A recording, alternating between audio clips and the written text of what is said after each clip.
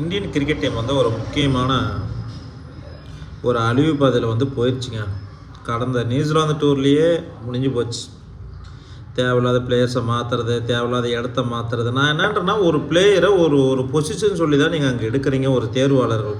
நான் இப்போயும் சொல்கிறேங்க, அகர்கர் வந்து தேர்வு குழுத்தலைவர் இருக்கிற வரைக்குமே, கௌதம் கம்பீர் வந்து ஹெட் கோச்சாக இருக்கிற வரைக்கும் இந்தியன் டீம் உருப்படாது, 100% உருப்படாது.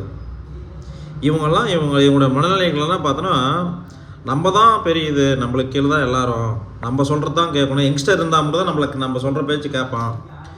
சீனியர்லாம் இருந்தால் நம்மளை கேட்க மாட்டேன்னு சீனியர் ஒழிச்சுப்பிட்டீங்க, சுத்தமாக ஒழிச்சுப்பிட்டீங்க. அவனை வந்து விராட் கோலி, ரோஹித் சர்மாவும் ஒழிச்சேப்பிட்டீங்க.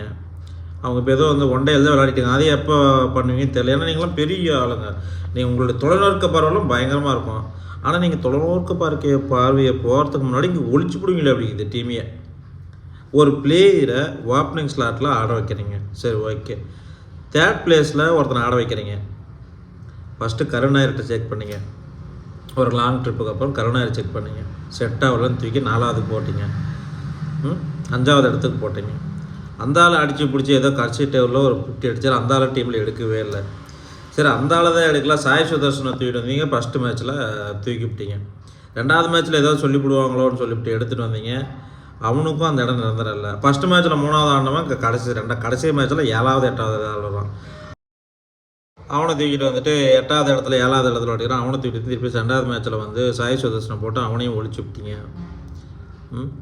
என்ன டீம் இது? எனக்கு ஒன்றுமே புரியல. இதுக்கு வந்து யாரும் சொல்கிறதுக்கு இல்லை, யாரும் கேட்குறதுக்கு இல்லை. ஏன்னா அவர் வந்து கட்சியை சேர்ந்த ஹெட் கோச். அவர் ஏற்கனவே எம்பியாக இருந்தவர் ஒரு கட்சியில். அதனால் அவர் யாரும் எதையும் கேட்க முடியாதுங்கிற அளவில் அவர் ஆடிக்கிட்டு இருக்கிறாரு. தயவு செஞ்சு டெஸ்ட்டு டீமுக்கு தயவு செஞ்சு திருப்பி டிராவேட்டு பேசிட்டுங்க, இல்லை சவிசேஸ்வரி சார்கிட்ட பேசுங்க. அவங்கள திருப்பி கொண்டு வாங்க. நான் என்ன சொல்கிறேன், திருப்பி சீனியர் பிளேயர் இருக்கணும். நான் என்ன ரகனை இன்னும் ரிட்டைர்மெண்ட் ஆகலை, அவரை தூக்கி கேப்டனாக போடுங்க. ஏற்கனவே ஃபஸ்ட்டு ரொம்ப வருஷம் கழிச்சு நம்ம டீம் வந்து ஆஸ்திரேலியாவில் கப்படிச்சதுக்கு காரணமே அவர் தான். டெம்போமாலாம் ஒரு சீரீஸ் ஆறுனா 30 சீரீஸ் ஆற மாட்டேங்கிறார். அவரே இன்னும் கேப்டனை வச்சுட்ருக்குறாங்க. அதுக்கு உதாரணம் இந்த இந்திய மென்னு தான், இந்திய டீம் தான். கேப்டன் வந்து கம்பல்சரி கேப்டனாக வச்சிட்ருக்கணும், மாற்றக்கூடாது. அவர் மேலே நம்பிக்கை வைங்க. டெம்போமா மேலே கேப்டன்ஷிப் நம்பிக்கை இல்லைன்னா இன்றைக்கி டெஸ்ட்டில் அவங்க வின் பண்ணியிருக்க மாட்டாங்க. டெஸ்ட் சாம்பியன்ஷிப் நம்ம வின் பண்ணியிருக்க மாட்டாங்க. நம்மளது ஒன்று தான் இந்த செல்ஃபி ஃபோட்டோ. ஒரு ஸ்டார் பிளேயர் உருவாகிட்ட உடனே அவர் கேப்டன் பதவி கொடுத்து அவனுக்கு முடிச்சு பண்ணணும். என்னவோ தெரில, போங்க.